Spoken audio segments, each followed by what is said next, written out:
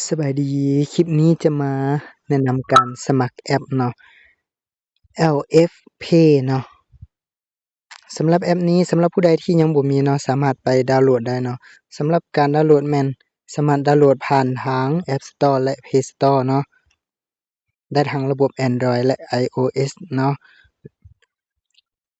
หลังจากเราเข้ามาแล้วพิมพ์คำว่า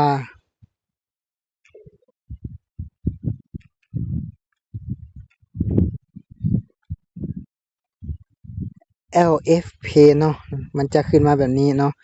สำหรับของแอดแล้วเนาะแอดจะทำการติดตั้งมาแล้วเนาะหลังจากนั้นเรากดเปิด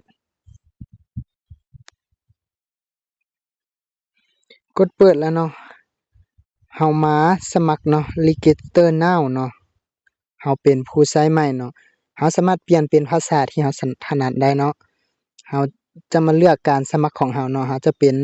บัญชีส่วนตัวเนาะ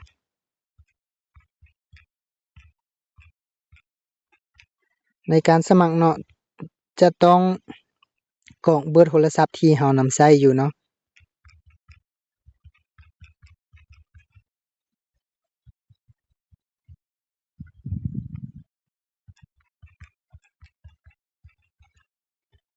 เพื่อว่าจะรับรหัส OTP เนาะหลังจากเฮากดเลือกแล้วเนาะมันจะมีรหัสส่งมาทางข้อความเนาะรหัส OTP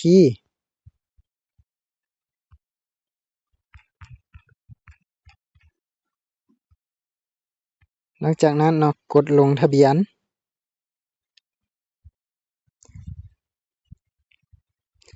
อย่าลืมเนาะเฮาสมัครมาแล้วเนาะเฮาจะต้องมาทำการยืนยันตัวตนเนาะหรือว่า KYC เนาะเพื่อรับวงเงินสูงสุด10 ล้านกีบเนาะ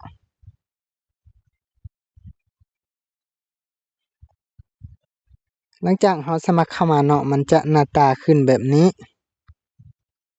แล้วหลังจากนั้นเนาะให้เฮามากดที่ของข้อยเนาะหรือว่าบัญชีของเฮาเนาะเฮามากดเข้าที่ของข้อยเนาะแล้วมากดที่ฟังก์ชันเชิญหมู่แล้วมาผูกผู้แนะนำเนาะอย่าลืมเฮาต้องผูกผู้แนะนำเนาะเพื่อว่าจะได้รับเงินฟรีเนาะ 3,000 กีบแล้วก็ 10,000 กีบแล้วก็อีก 10,000 กีบรวมๆจะเป็นอยู่ 33,000 กีบเนาะรหัสแนะนำแม่นใส่ตามที่แอดใส่นี่เลยหลังจากนั้นกดผูกโอเคเราจะได้เงินสะสมอยู่ที่ 3,000 กีบเนาะก็คือเราจะได้เงินรางวัลอยู่ที่ 3,000 กีบในการผูกรหัสผู้แนะนำเนาะหลังจากเนาะเราผูกแนะนำแล้วเราสามารถมายืนยันตัวตนเนาะหรือว่า KYC เพื่อหยังเพื่อว่าให้บัญชีมีความปลอดภัยและใช้ได้ในการโอนเงินเข้าออกเนาะในการผูกบัญชีแม่นเราจะต้องใส่ชื่อจริงนามสกุลจริงแล้วก็อีเมลที่อยู่อาศัยของเราเนาะหลังจากนั้นเราจะต้องทำการยืนยัน KYC โดยการถ่ายรูปบัตรประจำตัวและรูปเจ้าของบัตรเนาะหลังจากที่ได้รับการยืนยันเราจะได้รับเงินอยู่ที่ 10,000 กีบเนาะสำหรับยอดเงินในนี้เนาะว่าเราสามารถเฮ็ดหยังได้แหน่เราสามารถถอนออกมาได้ใช้หรือว่าเข้าบัญชีธนาคารของเราได้โดยตรงเลยเนาะ